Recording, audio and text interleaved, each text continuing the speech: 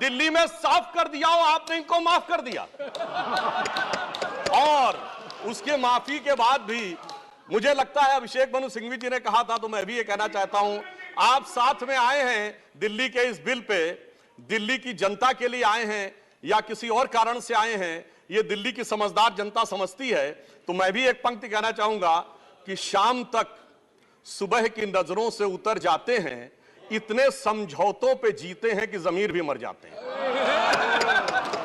अब यह एक संवैधानिक विषय है। संवैधानिक विषय है कि यह जिस प्रकार से संविधान में लागू होना चाहिए, परंतु उसके साथ राजनीतिक टीका टिप्पणी की जा रही है, तो एक सैद्धांतिक विषय भी आता है। तो मैं संवैधानिक और सैद्धांतिक दोनों विषयों का जवाब दूंगा। I will reply both the constitutional and conceptual aspect. देखिए, माननीय गृह मंत्री जी ने लोकसभा में बहुत स्पष्ट किया था कि दिल्ली पूर्ण राज्य नहीं है, यह एक विशेष श्रेणी का यूनियन टेरिटरी है, यानी विशेष श्रेणी का संघ शासित राज्य है। वैसे मुझे लगता है संघ शब्द आते ही बेचैनी ज्यादा हो सकती है दूसरी तरफ, और संघ शासित से बेचैनी और हो सकती है, इसलिए मैं यूनियन टेरिटरी वर्ड प्रयोग करूंगा। It is a special category of union territory. और वैसे भी आजकल अंग्रेजी के प्रति मोह बहुत ज्यादा है, क्योंकि अपने गठबंधनों का भी नाम अंग्रेजी में ही ज्यादा रखा जा रहा है। संविधान में जो भाग 8 में उल्लिखित, वैसे तो जब मैंने टीवी चर्चा के दौरान कई बार विपक्ष के लोगों से INDIA का हिंदी फुल फॉर्म पूछा, तो पहले दिन तो लोग गूगल देख के भी नहीं बता पाए। खैर, अब मैं कहना चाहता हूं कि संविधान के भाग 8 में उल्लिखित प्रावधानों के अनुसार, अरे सुनिए बात, देखिए संविधान के भाग 8 में उल्लिखित प्रावधानों के अनुसार अनुच्छेद 239 से 242 तक संविधान में इस विषय का पूर्ण वर्णन है। अनुच्छेद 239AA में इसका विशेष प्रावधान किया गया है। यदि उसके क्लॉज को 239AA3B को देखें, तो संसद को दिल्ली संघ राज्य यूनियन टेरिटरी से संबंधित किसी भी विषय पर कानून बनाने का पूरा अधिकार है। इसमें किसी भी प्रकार का कोई संशय नहीं है। सर्वोच्च न्यायालय के जिस निर्णय का बार बार उल्लेख किया जाता है और हमारे विरोधी उसको अपने हिसाब से प्रयोग करते हैं, उसमें भी बहुत साफ देख लें कि 105 पेज के उस निर्णय में कहीं पर भी सर्वोच्च न्यायालय ने संसद के द्वारा दिल्ली के बारे में कानून बनाए जाने के विषय के ऊपर किसी प्रकार की कोई टिप्पणी नहीं की है। इसके बाद भी न्यायालय के आदेश में पैरा 161 और 162 को कई बार उल्लेख किया जाता है, परंतु यदि पूरे संदर्भ में देखें तो पैरा 86, 95 और पैरा 164F को पढ़ें, तो वहां पर संसद के द्वारा दिल्ली के संदर्भ में किसी भी विषय के ऊपर कानून बनाने की शक्तियों का विधिवत अनुमोदन है, कहीं पर निगेशन नहीं है। और स्पष्टता के साथ इसकी आवश्यकता क्यों थी? ताकि शासकीय आदेश को एक विधायी शक्ति भी मिल सके, एग्जीक्यूटिव ऑर्डर को एक लेजिस्लेटिव पावर भी मिल सके। इसलिए उस अस्पष्टता को दूर करने के लिए, to remove any an iota of suspicion, यह आवश्यक था। इसलिए मैं इस बिल का समर्थन करता हूं। अब कई बार लोग कहते हैं साहब अध्यादेश की आवश्यकता क्यों थी? वैसे तो माननीय गृह मंत्री जी ने भी इस विषय को लोकसभा में बताया था। अभिषेक मनु सिंघवी जी ने कहा कि 19 तारीख को अध्यादेश क्यों आया। शायद उन्हें ध्यान हो कि दिल्ली सरकार में जैसे ही चंद दिनों में ताकत मिली, तो सबसे पहले किन फाइलों के बारे में, सतर्कता के साथ सतर्कता विभाग की फाइलों के बारे में कार्रवाई की गई। मीडिया में प्राप्त समाचारों के अनुसार सतर्कता सचिव ने यह रिपोर्ट किया कि रात 9 बजे मंत्री के द्वारा उनको कॉल किया गया, सुबह 3 बजे तक वह कार्रवाई चलती रही, 76 से अधिक फाइलें मंगाई गईं और उन्होंने उपराज्यपाल महोदय को यह आशंका भी व्यक्त की कि उसमें कई ऐसी फाइलें थीं जो कि गोपनीय थीं और उसके अनुसार उन फाइलों में किसी भी प्रकार की छेड़छाड़ भी संभव है। अब मुझे बहुत आश्चर्य होता है कि दिल्ली में बाढ़ आई तो दिल्ली फ्लड कंट्रोल अथॉरिटी की बैठक तो 2 साल से नहीं हुई, मगर विजिलेंस की फाइलें ओवरनाइट सर्च की गई। तो मेरे विचार से, और ये सर 16 और 17 मई की रात का था, तो मानी हुई बात है जब ऐसी परिस्थिति नजर आएगी तो उसके 1-2 दिन के अंदर अध्यादेश की आवश्यकता महसूस होगी। यहां मैं एक और बात भी कहना चाहता हूं कि ब्यूरोक्रेसी पर नियंत्रण की बात आम आदमी पार्टी की सरकार के द्वारा की जाती है, तो ये लोग तो अपनी एक पैरेलल ब्यूरोक्रेसी भी बना चुके हैं। क्योंकि अनेक प्रकार के समाचार पत्रों में आया है कि कई ऐसे लोग जो कि आम आदमी पार्टी के पदाधिकारी हैं, वो सरकारी पदों पर भी विद्यमान हैं और सरकारी पदों पर रहते हुए सरकारी शक्तियों का भी उपयोग कर रहे हैं। वैसे ये लोग बहुत दावा करते हैं कि इन्होंने बहुत सारी चीजें फ्री दिया, कुछ 100 रुपए दिल्ली की जनता को कुछ मामलों में फ्री मिला और अपने लोगों को कई मौकों पे, कई जगहों पे, दर्जनों से ऐसे लोग हैं जिनको लाख लाख, 1.5 लाख की तनख्वाहें मिली। और यदि आरोपों को देखा जाए तो करोड़ों रुपए के घोटालों के आरोप हैं। एक कहावत होती है, माले मुफ्त दिले बेरहम। तो मैं कहना चाहूंगा इनकी तो स्थिति यह है कि माले मुफ्त दिले बेरहम, दिल्ली पे सितम और करोड़ों हजम। अब एक और बात जो ब्यूरोक्रेसी के नियंत्रण की बात है, तो मैं ध्यान दिलाना चाहता हूं, इस दिल्ली प्रदेश में एकमात्र ऐसा प्रकरण हुआ जो पूरे देश के इतिहास में बहुत विचित्र था कि दिल्ली के मुख्य सचिव ने दिल्ली के मुख्यमंत्री आवास के अंदर अपने साथ मैन हैंडलिंग का आरोप लगाया। मेरे विचार से पूरे भारत के इतिहास में ऐसा कोई उदाहरण नहीं होगा कि इस प्रकार की बात, इस प्रकार का आरोप लगा हो और वह भी मुख्यमंत्री की उपस्थिति में लगा हो। यह दर्शाता है कि ब्यूरोक्रेसी को नियंत्रण करने की जो छटपटाहट है उसमें वास्तविकता में वो फितरत क्या है। और मैं एक टेक्निकल पॉइंट कहना चाहता हूं, दिल्ली का कोई स्टेट कैडर नहीं है, जैसे राज्यों का कैडर होता है तो राज्य का मुख्यमंत्री उस कैडर को नियंत्रित करता है। जो आईएएस और आईपीएस अधिकारी होते हैं वो यूनियन टेरिटरी कैडर में आते हैं। जब वो सारे राज्यों में, सारी केंद्र शासित राज्यों में उनका स्थानांतरण हो सकता है, तो मैं आपके माध्यम से विपक्ष से पूछना चाहता हूं, यदि दिल्ली के एक अधिकारी का ट्रांसफर गोवा होना है और दिल्ली के सीएम की उस पर एब्सोल्यूट अथॉरिटी होगी तो यह कैसे संभव हो सकता है। इसलिए यह आवश्यक है कि इस विषय के ऊपर केंद्र सरकार की शक्तियां परिभाषित हो। अब एक दूसरी बात भी है, दिल्ली में स्टेट कैडर भी नहीं है, यानी जैसे स्टेट पब्लिक सर्विस कमीशन होता है और राज्य के कैडर होते हैं, तो यहां भी दानिक्स कैडर है। यानी दानिक्स कैडर में भी 3-4 यूनियन टेरिटरी आती हैं, दमन दीव और अन्य। अब दानिक्स कैडर के एक अधिकारी की जरूरत यदि अंडमान में या दमन दीव में भी होगी और दिल्ली का मुख्यमंत्री यह तय करेगा, तो क्या यह संवैधानिक दृष्टि से उचित है। इसलिए मैं कहना चाहता हूं कि माननीय गृह मंत्री जी ने जो यह विषय रखा है वो पूरी तरीके से उचित है। अब दुरुपयोग की बात में मैं एक और बात कहना चाहता हूं, इनकी वास्तविक मंशा क्या थी। दिल्ली में एक जनरल फाइनेंशियल रूल 2019 है जो ये कहता है कि 10 करोड़ रुपए से अधिक का अगर किसी भी प्रकार का व्यय होगा तो वह मंत्री की शक्ति से बाहर होगा और वह एलजी के पास जाएगा। महोदय, इनके मुख्यमंत्री जी का जो मकान या वजीर आला का अजीमुशान महल बनाने के लिए जो बिल बने साहब, वो पूरे उसके एक साथ नहीं बने। 10 करोड़ से कम के 8.5, 8, 7.5, 9 करोड़ रुपए के डिफरेंट बिल बने। और एक मद ऐसा है जिसमें कि मुख्यमंत्री कार्यालय के कर्मचारियों के लिए, महोदय जानते कितने का बिल बना? 9.99 करोड़। यानी 0.01 से कैसे बचा जा सकता है कि टेंडर न करना पड़े, मन मुताबिक खर्चे कर लिए जाएं। यह दर्शाता है कि नियमों के प्रति और ब्यूरोक्रेटिक नियमों के प्रति इनके मन में क्या आस्था है। और इतना ही नहीं, दिल्ली मेट्रो के लिए तो वृक्ष काटने की परमिशन वर्षों तक नहीं मिलती थी, मगर मुख्यमंत्री आवास के लिए वृक्ष काटने की परमिशन उनको मिल जाती थी। अब इसके साथ मैं एक और बात कहना चाहता हूं, एक नैतिकता, सैद्धांतिकता का सवाल उठाया जाता है।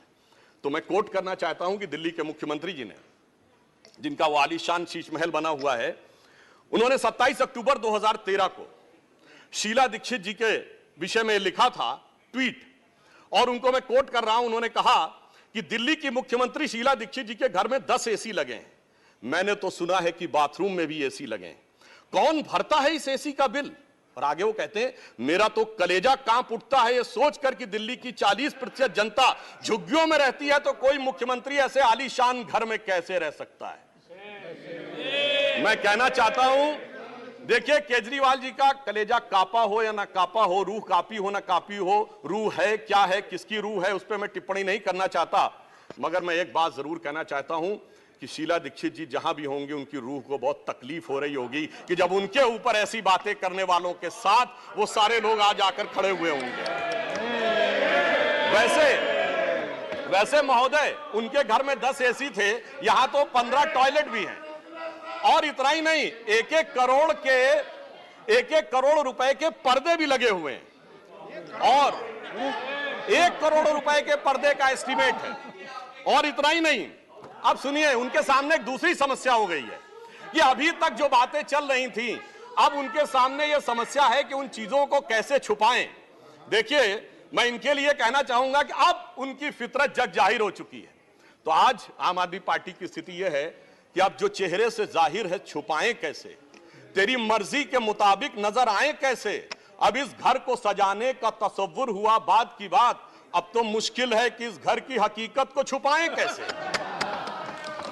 और यहां पर इसके बाद मैं कटाक्ष के बाद एक बात करुणा के साथ कहना चाहता हूं कि अन्ना हजारे के आंदोलन से निकली हुई वो पार्टी जो एक कमरे के मकान में रहते थे और उससे निकली हुई पार्टी आज सैकड़ों करोड़ के आलीशान मकान में रहती हैं, तो मैं कहना चाहता हूं कि दिल्ली की जनता और जिन जिन लोगों ने उस आंदोलन का समर्थन किया उनके ऊपर भी एक आघात है। और साथ ही साथ ये एक बात का और भी संकेत देता है, फूड फॉर थॉट है देश के लोगों के लिए, कि एक्सपेरिमेंटल पॉलिटिक्स कई बार बड़े विचित्र परिणाम भी देती है।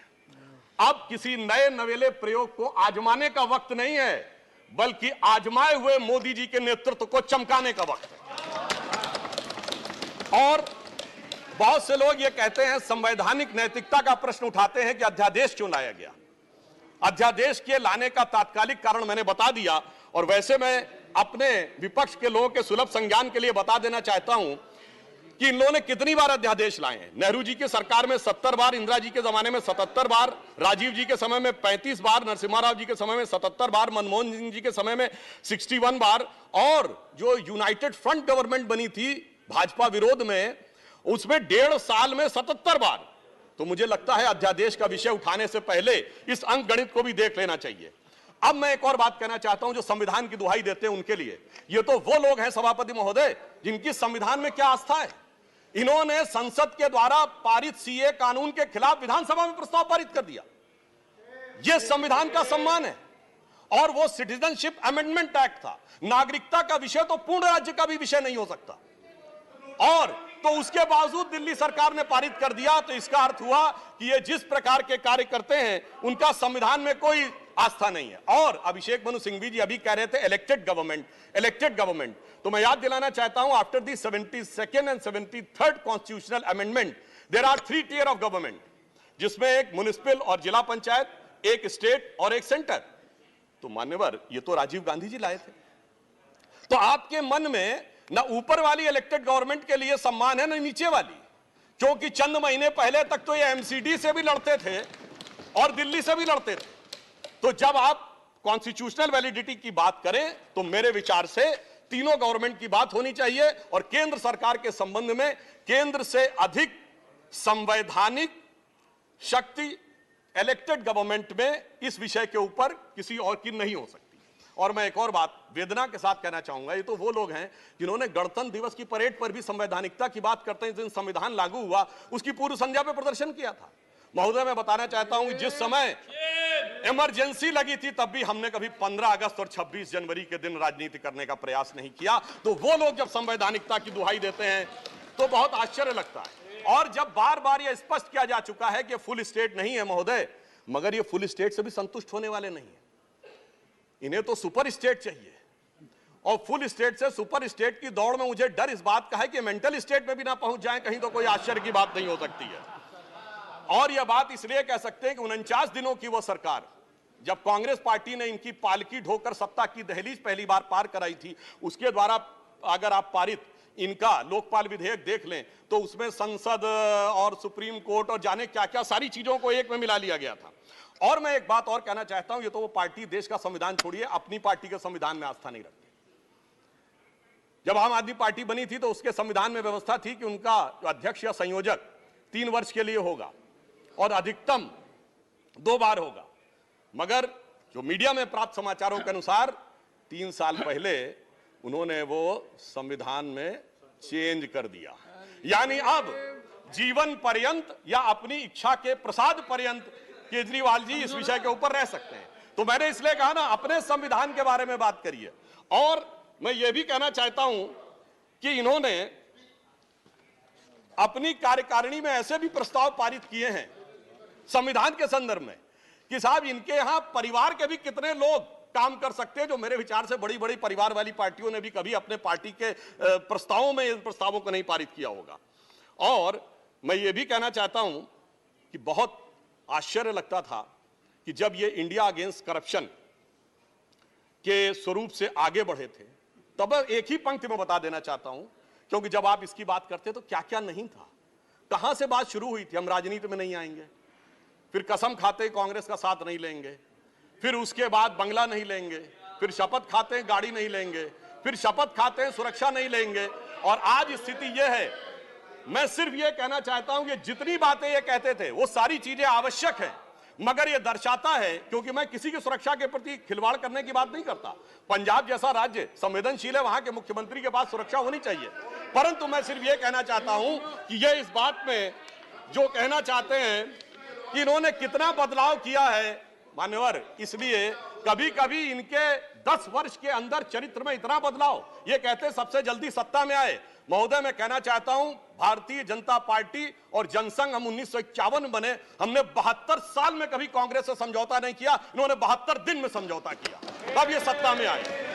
और इसलिए आज दिल्ली की जनता अपने को ठगा हुआ महसूस करती है, और शायद दिल्ली के लोग ये कह रहे होंगे कि मैं समझता था वो कितने मासूम थे, क्या से क्या हो गए देखते देखते, जिनको पत्थर से हमने बनाया सनम वो खुदा हो गए देखते देखते।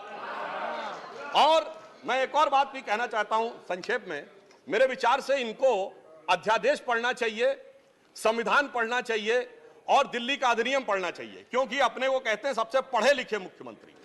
तो मैं ये भी बताना चाहता हूं कि ये सबसे पढ़े लिखे मुख्यमंत्री जो अपने को सबसे हाई क्वालिफिकेशन का नाज रखते हैं, 2-3 उदाहरण उनके ही बता देना चाहता हूं। जिस समय कोविड की वेव चरम के ऊपर थी, तब इन्होंने क्या कहा, इन्होंने कहा कोविड वैक्सीन का फार्मूला सारी कंपनियों को क्यों नहीं दे दिया जाता। मान्यवर, कोविड वैक्सीन तो छोड़िए, पैरासीटामोल जैसी जो दवा भी अमेरिका ने उस समय हमसे मंगाई थी। अब कोई पढ़ा लिखा व्यक्ति ये कह सकता है कि वो चूरन की तरह फार्मूला सबको दे दिया जाए। तो कभी कहते हैं कि यूट्यूब के ऊपर फिल्म क्यों नहीं लाद दी जाती है।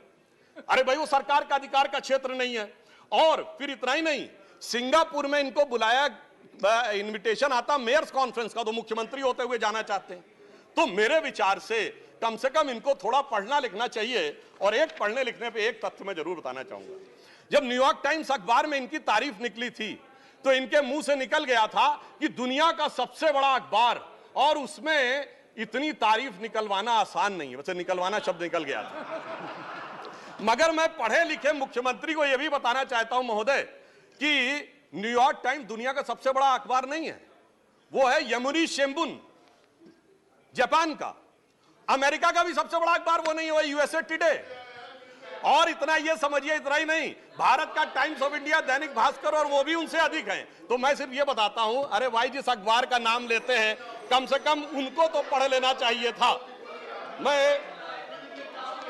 मैं आपको अधिक समय न लेते हुए मैं सिर्फ ये कहना चाह रहा हूं महोदय कि इनको न पढ़ाई से मतलब है, इन्हें न पढ़ाई से मतलब है, न लिखाई से मतलब है, इन्हें तो बस कमाई से मतलब है, और वो भी ऊपर वाली कमाई से। और अंत में मैं कहना चाहता हूं सर, अंत में एक लाइन और कहना चाहता हूं कि आज सब लोग मिले, आम आदमी पार्टी और कांग्रेस एक साथ मिले, भारत की सबसे पुरानी पार्टी, पुरानी धुरानी पार्टी, नई पार्टी, नई नवेली पार्टी, अजब अलबेली पार्टी, सब मिलकर एक हो गए। मगर प्राप्त क्या किया?